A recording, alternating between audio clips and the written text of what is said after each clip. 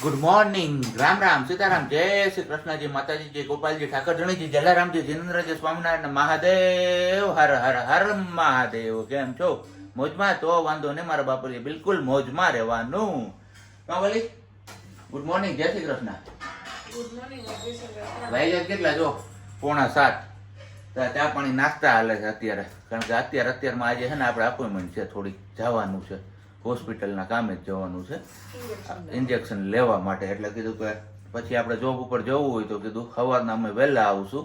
એ કે કાંઈ વાંધો નહીં, તમે જ્યારે આવો ત્યારે એ કે તમારા માટે દરવાજા ખુલ્લા જ છે કે 5, 6, 7 તમને મજા આવે ત્યારે આવજો. અમે તો હશું જ અહીંયા. તો કીધું કંઈ વાંધો નહીં, 7 વાગ્યાની આસપાસ અમે આવશું અને બસ એ કામ પતી જાય પછી આપણે જવાનું છે ઓફિસ. પણ રાતે 12 વાગે પાછી આજે લાઇટ વહી ગઈ હતી, એટલે હવે લાઇટવાળા શું કરવાના છે ને કંઈ ખબર નથી પડતી. તો હવે મારે તમને બધા લોકોને છે ને કામ હોપવું છે. ઓલું ખબર હોય તો તમને ઇલેક્ટ્રિક પંખો આવે, એટલે કે ચાર્જિંગ વાળો, લાઇટમાં ચાર્જ થાય અને પછી બેટરી ઉપર ચાલે એવો પંખો કોઈના ધ્યાનમાં હોય અને ઓનલાઈન ક્યાંય મળતો હોય તો નીચે કમેન્ટ બોક્સમાં છે ને એની લિંક તમે શેર કરી દેજો આ વિડીયોમાં, એટલે હું ચેક કરી લઈશ. કારણ કે મેં ઓનલાઈન ગોઈતા તો 2 થી 3 કંપની જ દેખાય છે એવી, અને એ આમ કહીએ તો આપણી અહીંની નથી, ચાઇનાની છે, ઓરિજિન ચાઇનાનું છે. એટલે હવે ચાઇના ઉપર તો કેમ વિશ્વાસ કરવો આપણે? જો ઇન્ડિયાની બ્રાન્ડ મળી જાય ને તો વધારે સારું. એટલે એના હિસાબે અમે અટવાણા છીએ હવે, કારણ કે લાઇટ જઈને ત્યારે હવે આમ નથી રહેવાતું નથી. એના હિસાબે એ પંખો લેવો પડશે ને. જય શ્રી કૃષ્ણ મમ્મી. જય શ્રી કૃષ્ણ. બધા ચા પાણી નાસ્તો થઈ ગયો ને તમારો? ના ના માર બાકી છે? ઓકે, કઈ વાંધો નહીં. પાઠ પૂજા કરવાના છે. આપણે વહેલું જવાનું છે ને, એમના હિસાબે એમને વળી આજે બાકી રહી ગયું છે. અમને પેલા ચા પાણી નાસ્તો કરી દીધો. પેલા ફટાફટ હવે હું ચા પાણી પી લો અને પછી આપણે જઈએ હોસ્પિટલ અને ઇન્જેક્શન લગાવતા આવીએ. ચલો તો હવે આપણે નીકળી ગયા દવાખાને જવા માટે. કાં વળી? યસ, હોસ્પિટલ જવા માટે. જેની હુયો ખાવા હાટો હુયો જેની જોર હતી એ વસ્તુ હતી હવે ચાલુ થઈ ગઈ છે અને લેવી જરૂરી છે. તો લઈ નાખીએ. એમાં શું પ્રોબ્લેમ છે? છોકરાઓ કાં અત્યારથી ટ્યુશનમાં? હજી તો વેકેશન છે. હવે એ તો ખબર નહીં, અત્યારે તો 10th વાળાનું ન હોય, નહીંતર એમ થઈ ગયા. એ જ વાત છે. 10th ને 12th ને એ બધા ટ્યુશન ક્લાસીસ વહેલા ચાલુ થઈ જતા હશે. અહીંયા ભણતી મારી સ્કૂલ અહીંયા ને યસ, છાત્રાલયમાં. છાત્રાલયમાં કોણ કોણ ભણ્યું છે એ કમેન્ટ કરજો ચોક્કસથી. આવી ગયું છે પ્રસ્થાન ભાઈ. યસ, ના અહીંયા રોડ તો નવો બનાવ્યો, પણ હારે મારા બાપુલિયા બમ્પે એટલા મૂક્યા ને કે એની વાત એ તો જરૂરી છે. નહીંતર કોઈ સ્પીડમાં બાઈક હકાવતો હોય ને કોઈ કાબુ રાખતું જ નથી. કોણે કીધું? બધા સરખા ન હોય ને ચલાવવા વાળા, એટલા માટે. ઓકે, હાલો તો હવે પેલા ફટાફટ આપણે હોસ્પિટલ પહોંચી જઈએ, પછી પાછા અમને ઘરે ડ્રોપ કરીને આપણે નીકળી જઈએ ઓફિસ. ખાઈ આવી નેરની ભાષામાં હું ખાઈને પછી પાછા આપણે ઘરે વહી જઈને સાબજી જતા રહીએ ઓફિસે એમના કામ માટે. કેમ સાબજી?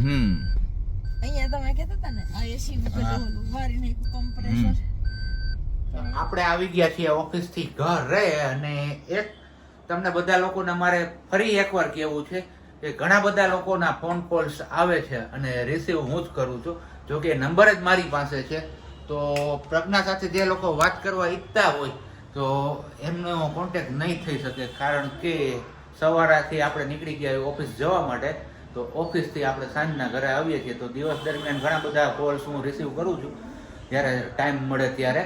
તો સોરી એમના માટે, કારણ કે તમારા બધા લોકોની ઈચ્છા એવી હોય છે કે હું પ્રજ્ઞાબેનના ખબર અંતર પૂછી લઉં, ને ઘણા બધા લોકો એવું કહે છે કે કેવી છે તબિયત ને શું છે ને. હવે તો એના હિસાબે તમે બધા કોલ કરો તો એના માટે થેન્ક યુ, પણ હું રિસીવ નથી કરી શકતો બધા કોલ્સ.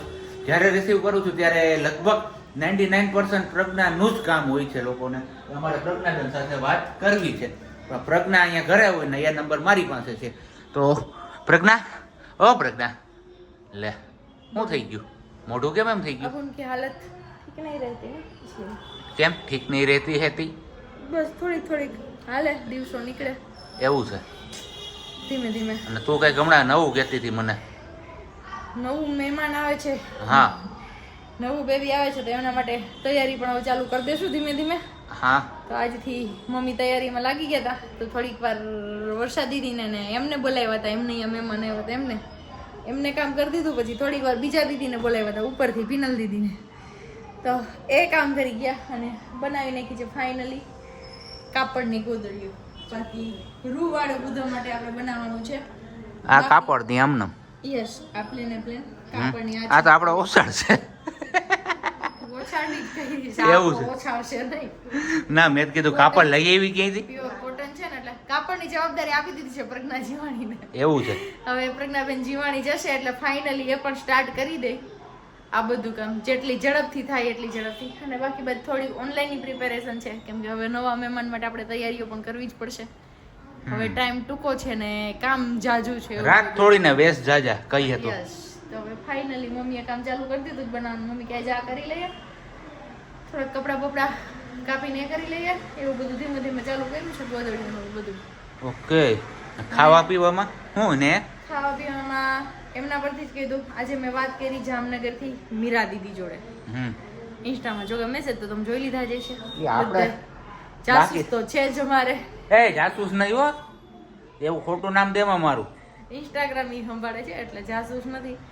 તો એ બધા તો તમે જોઈ જ લીધા હશે. તો એમની જોડે વાત કરી અને ઘણી બધી હિંમત આપીને ઘણું બધું કીધું. ખાવામાં પણ ઘણું બધું સજેસ્ટ કર્યું. અને એ હોસ્પિટલમાં જ જોબ કરે છે તો એમણે કીધું કે કેરફુલી થોડો ટાઈમ છે બસ આરામથી નીકળી જશે, કોઈ ટેન્શન નહીં કરો અને વ્લોગમાં મારું નામ લેજો. તો થેન્ક યુ સો મચ. અને જે ખાવાની ઈચ્છા થાય એ બધું ખાજો. એવું નહીં કે નહીં ખાવાનું, પણ લિમિટમાં ખાવાનું, માપે ખાવાનું, પણ બધું ખાવાનું. જે ઈચ્છા થાય નહીં, કોઈ એક બે વસ્તુ ઉપર ડિપેન્ડ ન રહ્યો કે આ એક જ વસ્તુ બે વસ્તુ ખાઓ પછી બોર થઈ જાવ. બોર તો થઈ ગઈ પણ તોય ખાવશું.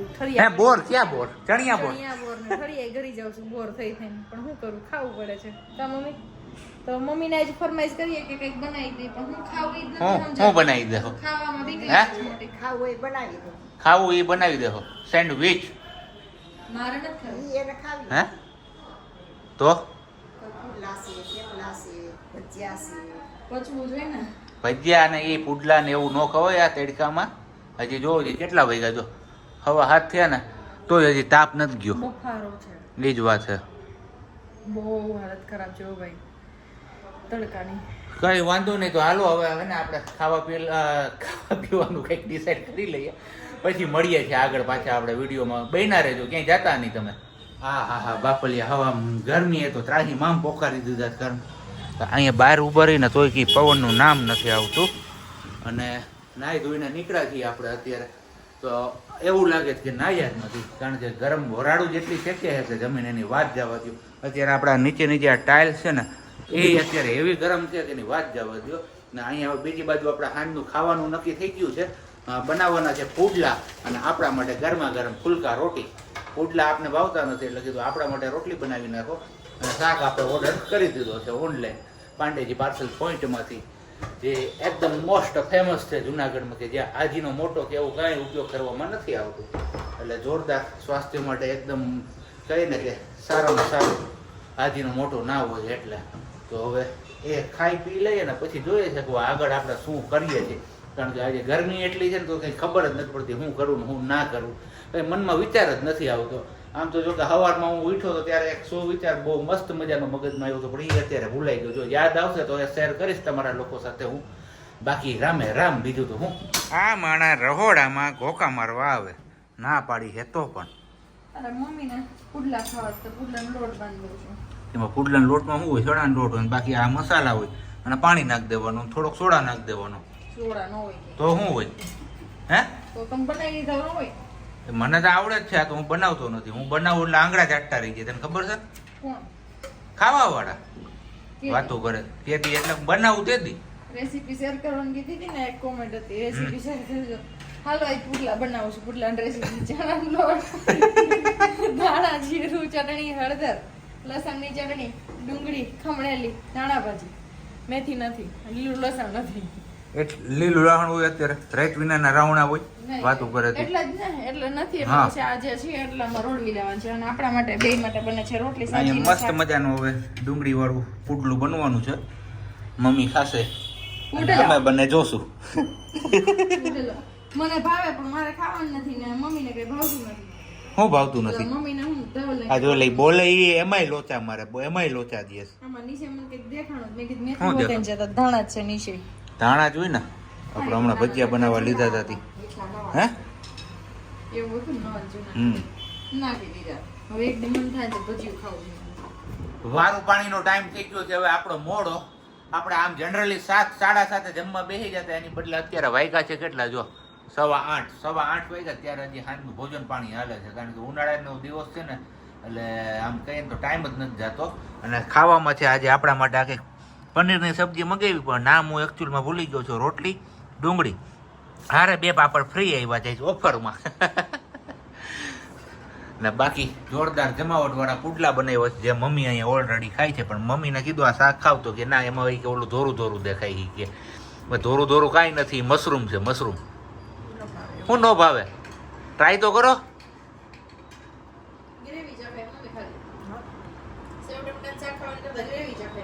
સેવ ટમેટાનું શાક ક્યારે કર્યું હતું બપોરે એના ભેગું પરોઠા તો ભાખરી ઓકે હાલો તો પેલા હવે ભોજન પાણી ગ્રહણ કરી લઈએ પછી પાછા આગળ આપણે મળતા જ રહેશું